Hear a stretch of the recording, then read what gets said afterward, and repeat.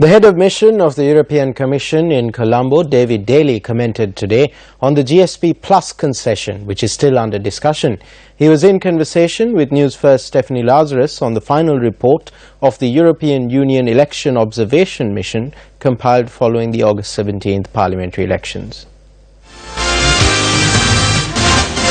I would make two general remarks. The first is, while the report is very positive in the ways that I've mentioned, of course there's still room for improvement, as there is everywhere. The second point I'd make is that indeed the report touches on a number of issues which themselves are very important in the assessment of the GSP Plus issue, and as such, I think the report represents a very useful input into that discussion. Do you see Sri Lanka getting closer to the GSP Plus? Well, I think the new government that came in at the start of the year put human rights and rule of law and good governance very high on its agenda, and I think that's very helpful.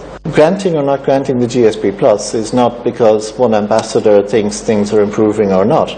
It's a very detailed assessment by the European Commission and the EU generally, looking at those 27 conventions and looking at the reality on the ground in Sri Lanka and seeing whether the situation here is improving and to what degree it is improving, and what are the commitments of the Sri Lankan government for further improving. We are working very closely with the Sri Lankan authorities on preparing exactly that type of discussion.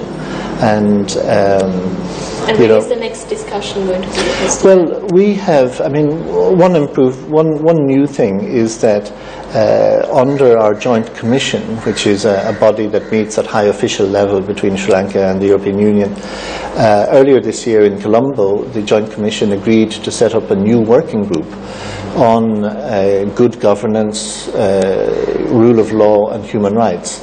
And we're just working now, preparing the first meeting of that. Will be, I hope, before Christmas, just before the end of the year, here in Colombo.